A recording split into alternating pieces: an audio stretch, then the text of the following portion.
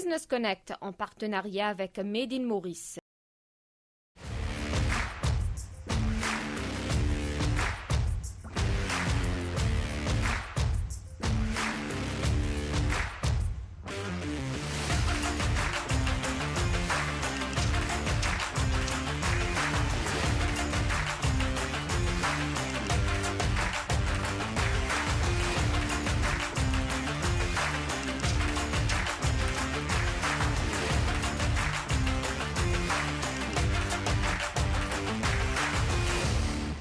Réduire, recycler, réutiliser, les 3 R pour éviter de faire davantage de dégâts à l'environnement. Des entreprises Made in Maurice s'engagent dans le recyclage, mais aussi dans la valorisation des déchets afin de leur donner une nouvelle vie et diminuer les composants néfastes qui finissent dans notre atmosphère. Dans le secteur des services financiers, la firme Okorian mise beaucoup sur la branche mauricienne pour étendre ses activités, surtout sur le continent africain. Les compétences mauriciennes sont très appréciées mondialement, selon le CEO du groupe.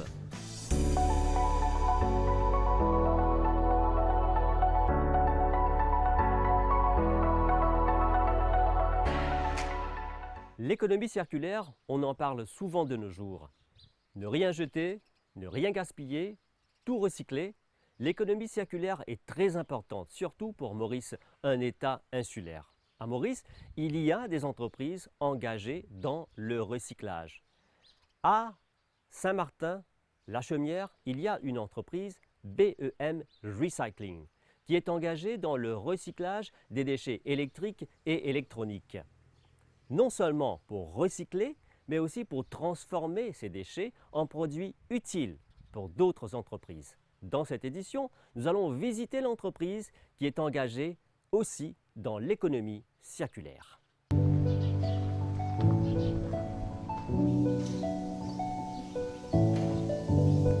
Alors que le monde est d'accord qu'on ne peut plus salir la planète, des entreprises avant-gardistes avancent en ce sens, en développant des solutions pour réduire les déchets qui finissent dans notre atmosphère.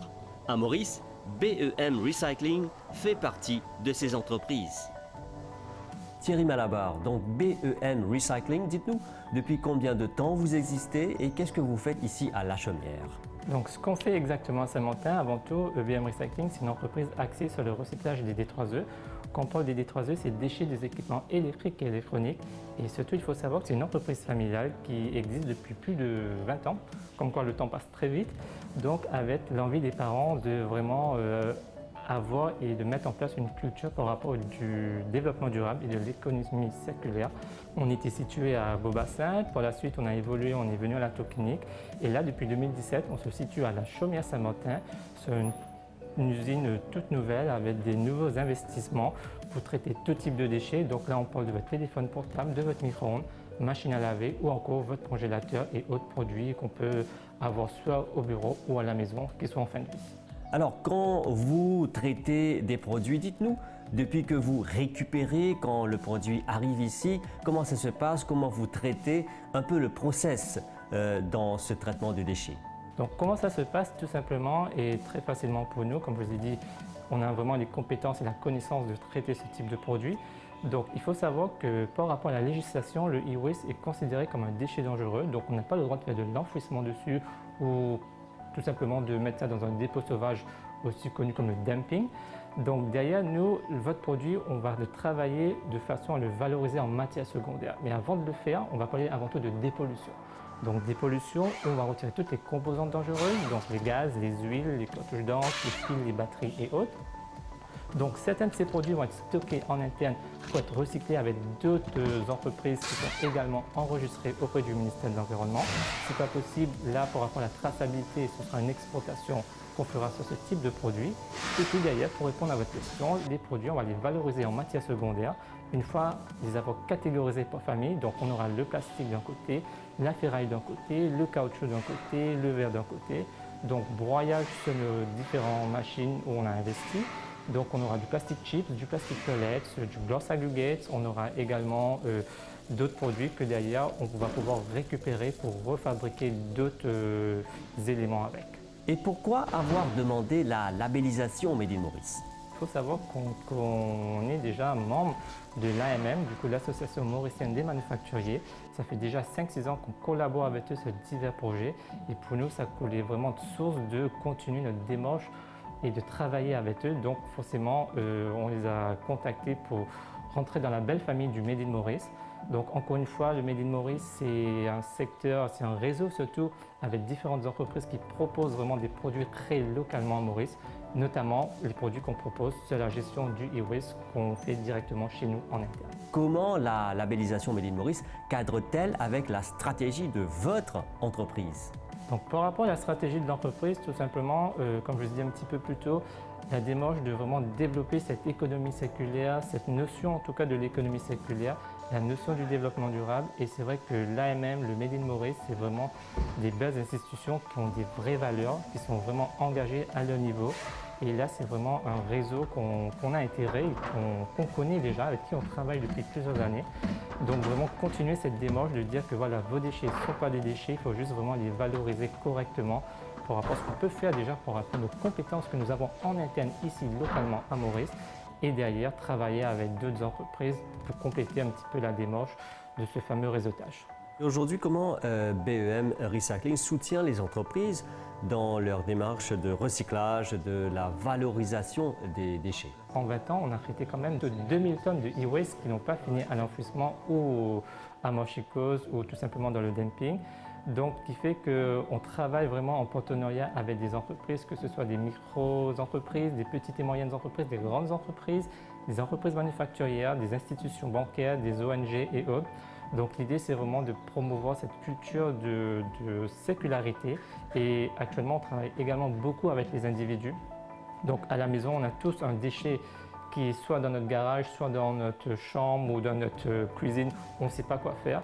Donc on est là aussi pour proposer notre service qui est le recyclage aux individus comme aux entreprises. Vous qui êtes dans ce domaine de recyclage, est-ce que vous voyez que les Mauriciens sont conscients du recyclage des déchets dangereux, surtout du recyclage des déchets dangereux à l'île Maurice? En 2017, on travaillait avec une 50aine d'entreprises pour la gestion de leurs déchets.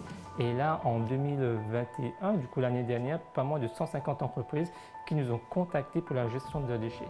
Donc on peut dire que déjà à Maurice, il y a vraiment une conscience où on a envie de faire des choses correctement. Et c'est la même chose pour les ménages. Là, à l'heure actuelle, pas moins de 150 voire plus de ménages nous ont contactés pour déposer leur e-waste chez nous. Et en même temps qu'ils viennent déposer chez nous, on leur explique un petit peu pourquoi ils ont fait de bons gestes. Et là, l'idée, c'est un petit peu de continuer cette démarche de communication, de sensibilisation, donc de mieux travailler avec les élèves, des étudiants, des écoliers, et toujours promouvoir ce label Made in Maurice pour dire qu'à Maurice, nous avons la compétence, la connaissance et la capacité de faire des choses correctement et de vraiment valoriser ce savoir-faire que nous avons en interne. Effectivement, ici, on a celui-ci qui est vraiment de très bonne qualité. Ce qu'on appelle du plastique toilette, donc super top de produit. Autre entreprise Made in Maurice engagée dans le recyclage, PIM Industries Limited. Ici, on parle du recyclage du plastique et la valorisation des déchets pour leur donner une nouvelle vie. Éric Corson, quelle est l'approche de PIM par rapport au recyclage des déchets et à la valorisation des déchets? PIM est une entreprise qui existe depuis plus de 50 ans aujourd'hui. Depuis déjà 20 ans, plus de 20 ans, nous sommes engagés dans le recyclage. Et à l'occasion de nos 50 ans en 2020, nous nous sommes réinventés à travers un nouveau visuel pour démontrer encore plus notre engagement dans le recyclage, mais en plus de tout dans l'économie circulaire. Notre engagement a été poussé à travers cette revisite de notre image, à travers le visuel que nous avons mis en place, qui représente l'économie circulaire, le Recycle, Reduce and Reuse. Nous avons développé des partenariats avec des entreprises locales, telles que Decathlon, où tous leurs cintres sont aujourd'hui recyclés en poubelle ou en panier. Donc c'est une opération qui fonctionne bien, donc, et qui permet de réduire justement l'impact sur l'environnement. Un autre partenariat qui est en cours de réalisation, c'est celui avec Sofa, où nous sommes en train de faire des essais pour recycler les seaux de peinture. Et je dirais que la beauté de ce que nous faisons, c'est que les seaux de peinture sont ne sont pas décontaminés avant d'être recyclés. Et c'est un recyclage qui est fait sans contamination de l'environnement. Les seaux sont recyclés pour aussi être produits et convertis en poubelle ou en balti. Donc c'est une opération qui a été concluante pour l'instant. Nous sommes en train de renforcer ce partenariat avec SOFAP parce ça demande de mettre en place une logistique assez importante, mais le projet est en tous les cas extrêmement concluant et positif à l'avenir. Donc nous sommes aussi en train de réfléchir à la récupération de bacs de crème glacée avec Morinet.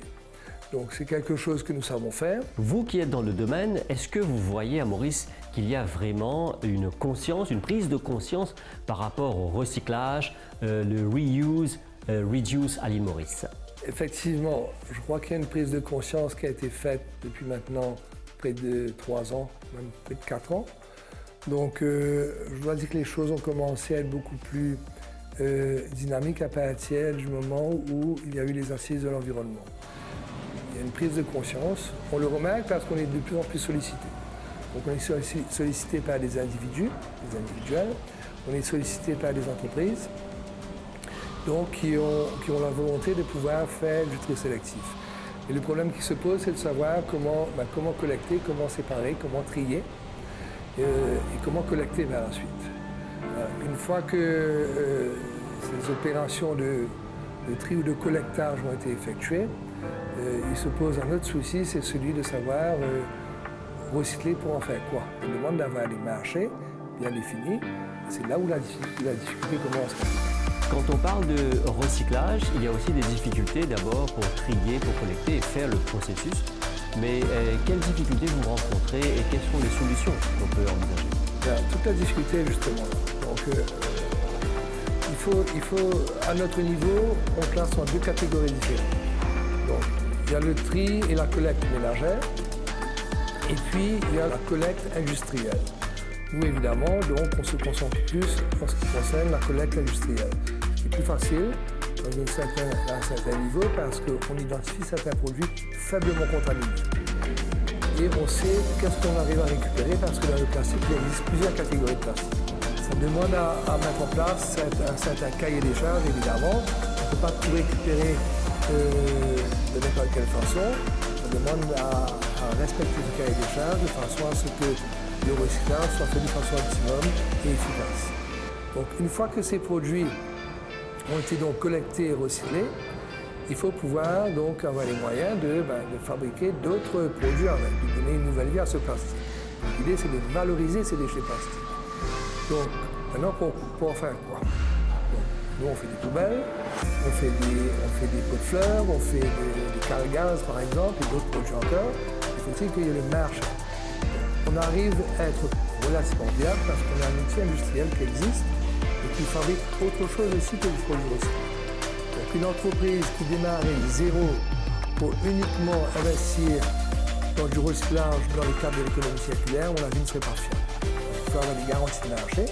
Autre chose qui existe aussi, et qu'on ne parle pas suffisamment, c'est la coopération régionale. Nous avons un projet en ce moment sur lequel nous travaillons, donc au niveau de la Réunion. C'est un petit peu prématuré de rentrer tout dans les détails, mais il existe une coopération réelle et enrichissante qui pourrait être faite entre les 2 îles, sachant que Maurice a l'outil industriel pour pouvoir recycler, du plastique en particulier, tel que PIM. Nous avons des équipements, nous avons des moules qui demandent des investissements extrêmement lourds. Et la Réunion a le savoir-faire au niveau de la logistique, au niveau du tri. Donc il y a quelque chose à faire à ce niveau. Et je pense qu'on arrivera dans les mois qui suivent à mettre un projet pilote en place.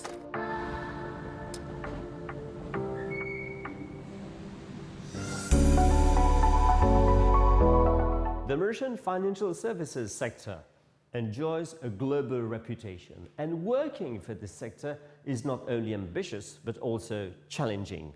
Many players have set up offices here in Mauritius, and one among them is Ocorion.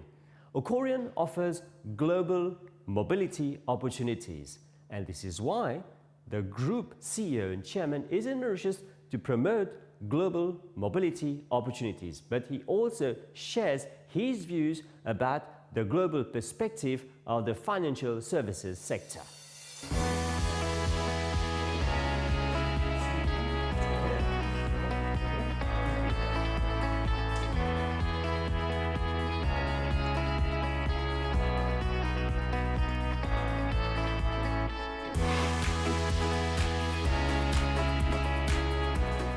Frederick Van Til, Group CEO and Chairman of Corian. Please tell us the purpose of your visit here in Mauritius.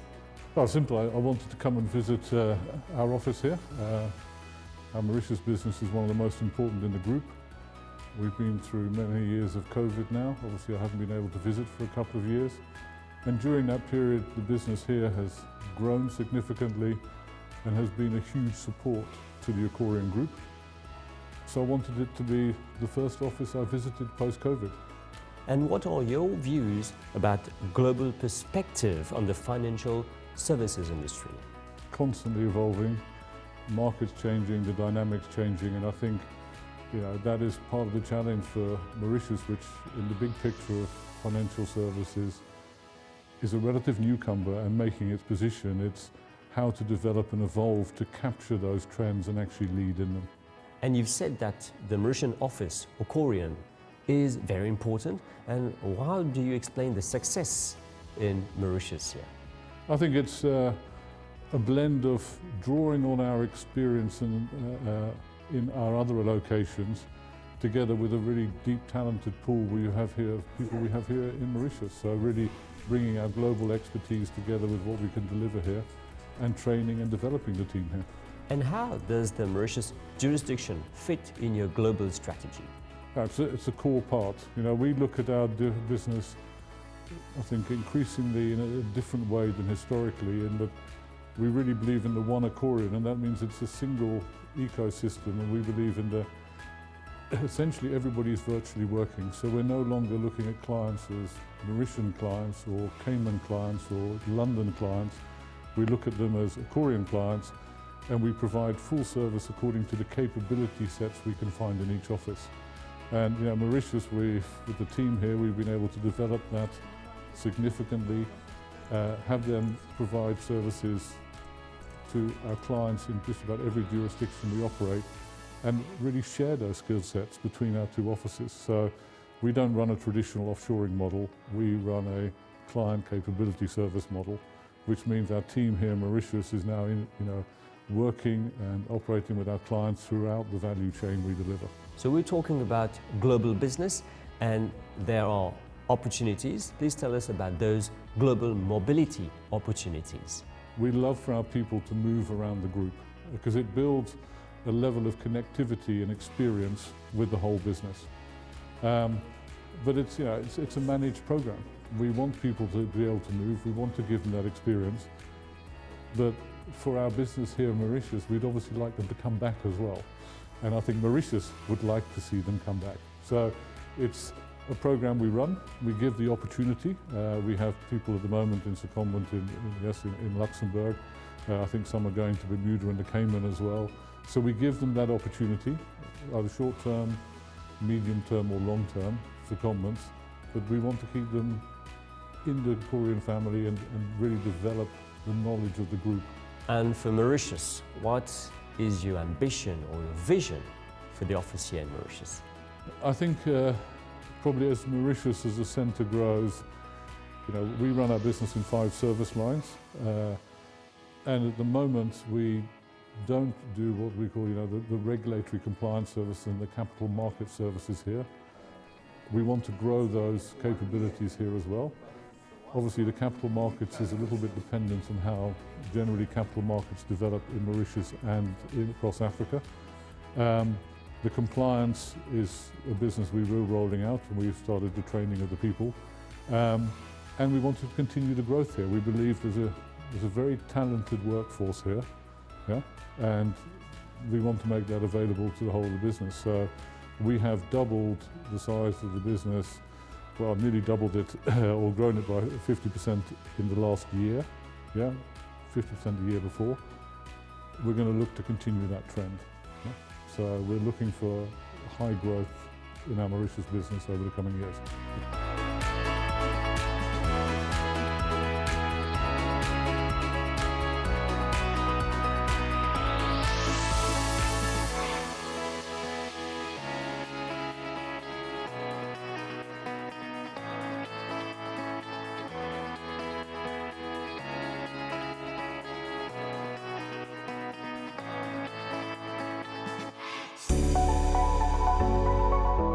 Business Connect, that's it for this edition. We hope you enjoyed the show that you can find on our online platforms. Till we meet again, goodbye.